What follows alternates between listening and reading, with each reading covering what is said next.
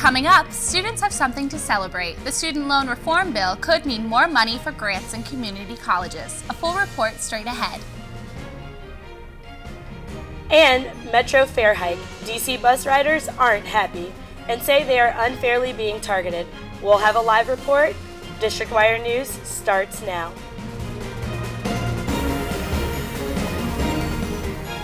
Good afternoon, I'm Lauren Bernhardt. And I'm Cynammon Burns. Bus riders are upset over fare increases because they feel it affects them more than rail riders. Metro data supports their frustrations. Rena Novini is live in the studio. Metro faces a historic $189 million budget deficit starting July 1st. To fill this gap, Metro is proposing fare increases and service cuts. The proposal in Metro's 2011 budget would raise bus fares from $1.25 to $1.50 and rail fares from $1.65 to $1.90. While the fare increase would hit wallets hard, it's the service cuts that would hurt the most. Metro's proposal to raise fares and cut routes would affect everyone who uses it. Metro riders use the rail and bus to go to work, school, and everything in between. To go to work, I would either take the N2 that leaves right from here into Friendship Heights. It's the bus riders who would feel it the most. According to a Metro bus rider profile in 2007, 50% of bus riders are minorities, 23% are unemployed, and 1 in 5 has no car in their household. Some riders don't mind the change in fares if it means the route would still be running.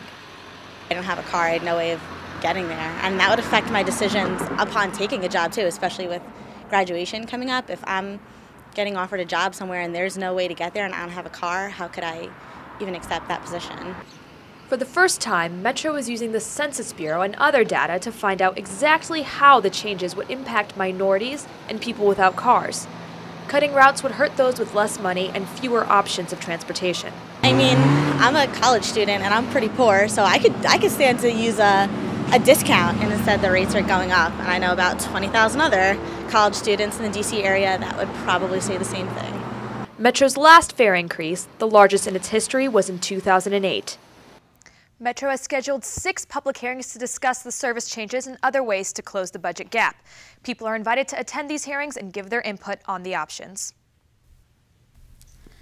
2 suicide bombers attacked Moscow's subway system Monday. The attacks killed 38 people and wounded more than 60 others. Moscow officials say the bombers were rebels from the Caucasus region in Russia. Tensions have been growing between the Chechen separatists and the Kremlin for more than a decade. The Kremlin says they will not strike back with firepower. Metro has planned a bus explosion drill for Monday in the RFK Stadium parking lot. This past weekend, Metro had an overnight drill that simulated a below-ground train explosion. The simulations have been planned since December. The Senate adjourned on Friday without passing an unemployment extension. Unemployment insurance benefits for the jobless are scheduled to expire on April 5th while Congress is on vacation. Republicans, led by Senator Tom Coburn, blocked a 1-month short-term extension of the benefits. Democrats have scheduled a vote when they return in April to try to end the Republican filibuster. Pell Grant recipients may find more money in their award packages next year. Congress approved a student loan overhaul that forces banks out of the federal loan business. Caitlin Gart has the story. The bill is passed. The student aid initiative attached to the healthcare bill passed last Sunday.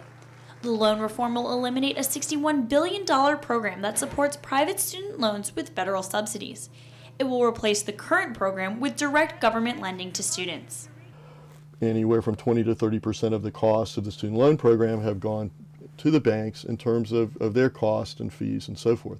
So this is going to reduce that significantly, and in so doing, it's going to free up a lot more money that's available to be loaned out to students so that they can afford to go to the colleges and universities here in the U.S. and elsewhere. By ending the subsidies and eliminating the middleman, the student loan bill would save taxpayers more than $60 billion over the next 10 years. This means some up-and-coming student doesn't have to work. They can devote 100% of their time to study. They can come up with the next Google or the next pharmaceutical cure for some disease. The loan reform will mean increases in the federal Pell Grant program. It will also mean more money for institutions who serve minority students and community colleges. Caitlin Gart, District Wire News, Washington. Take a look at those green appliances in your home. If they have the Energy Star logo, you may want to take that rating with a grain of salt. The energy certification system is facing harsh scrutiny after the Government Accountability Office submitted bogus plans for a gas-powered alarm clock. The plan had received an Energy Star approval. Other plans that were approved included an air purifier built using a feather duster attached to a space heater. A spokesman from the Environmental Protection Agency, which runs the Energy Star certification program, denies any fraud. Passover begins this evening at sundown. Today also marks the second day of the Holy Week for Christians. Although AU encourages professors to accommodate students, classes will continue as usual. Claire Scattergood has the story. This week, religious students at AU who want to observe Passover and the Christian Holy Week may find some trouble. The university doesn't take any time off for these holidays, creating problems for students trying to attend classes and activities. We had an intramural, I think it was baseball team this spring, and this has happened to us before with soccer and other sports, where it's been on Jewish holidays that the school hasn't given off, but because we're in a fraternity where the majority of our members are Jewish, most of our people were either home or unavailable, and when we went to talk to AU to try and get the games rescheduled, they said it wasn't their problem, it wasn't a national holiday, and that we would have to forfeit the games. And so it's frustrating. I mean, it's definitely probably maybe even more important of a religious holiday to my family than Christmas, and it's hard to see my whole family together knowing that I can't be there. Father David Mott, the chaplain at K Spiritual Life Center, says a variety of services will be available all week for students.